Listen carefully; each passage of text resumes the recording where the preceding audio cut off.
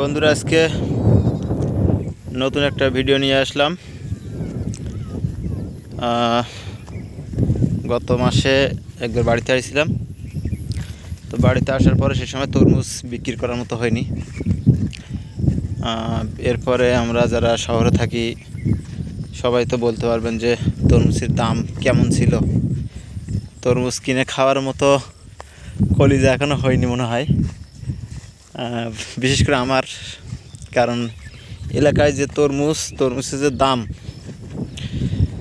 তো এই দামের সাথে শহরে যাই তরমুজের দাম করলে কলিজাটা ছোট হয়ে যায়, তরমুজ কিনতে পারি না। তো তরমুজ বিক্রি হয়ে গেছে, মাঠ থেকে তরমুজ নিয়ে গেছে। মোটামুটি সবাই লাভবান হয়েছে, খুব বেশি হইতে পারেনি এবছর।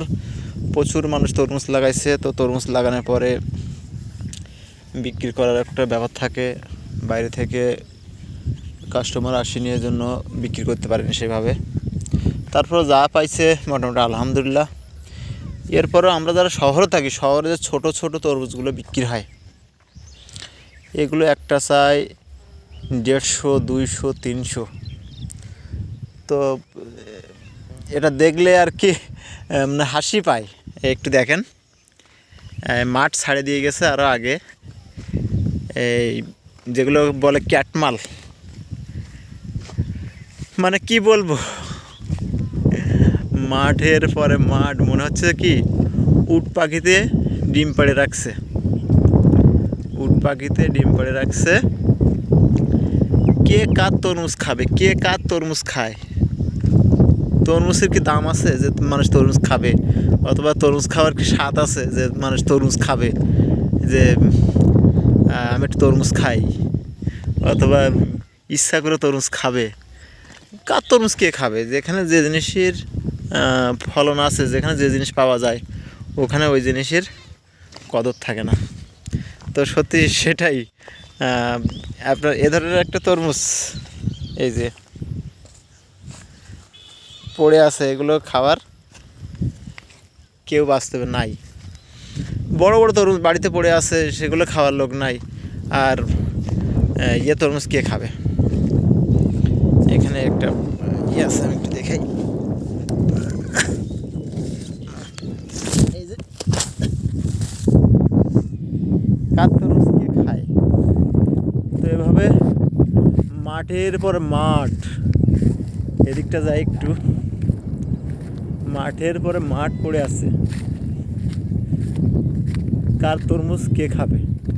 মানে কিলোমিটারের পরে কিলোমিটার এভাবে এই তরমুজ পড়ে আছে। আমি একটু বিলের মাঠ দিয়ে হাঁটতেছি আর দেখতেছি যে তরমুজ আসলে কত সস্তা। তরমুজ যে লাগায় সে টাকা পায় না। একটা মধ্যসুক্তিভোগী, যেটা বলে মধ্যসুক্তিভোগী, সে একটা বড় অঙ্কের টাকা লাভবান করে। এখানে তরমুজ কিনে নিয়ে যাচ্ছে একেবারে সস্তা, দিলে দেন, না পাইলে না দিলে না দেন।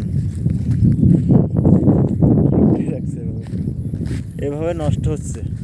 মানে এগুলো খেত বিক্রি হয়ে গেছে, বিক্রি হওয়ার পরে বড়গুলো নিয়ে যাওয়ার পরে যে ছোটোগুলো পড়ে থাকে, তো এই ছোটোগুলো এভাবে পড়ে আছে। এগুলো অবশ্যই শহরে যারা থাকে তারা এগুলো কিনে খাইতে পারে না। একটার দাম চাই 150, 200 টাকা করে। আর এখানে কে খাবে? তরমুজ কি খাওয়ার জিনিস নাকি? এটা কি খায় নাকি? এরকম একটা ব্যাপার। কীভাবে পড়ে আছে দেখেন, সব নষ্ট হচ্ছে, এইভাবে নষ্ট হয়ে গেছে। এগুলো ওই যে জমি চাষ করার সময় মেশিনে মিলাই দেবে। এরপরে চারদিকে গরু ছাড়া পড়ে গেছে। এই যে মাঠ, গরু এদিকটা আছে, অনেক গরু এদিকটা আছে,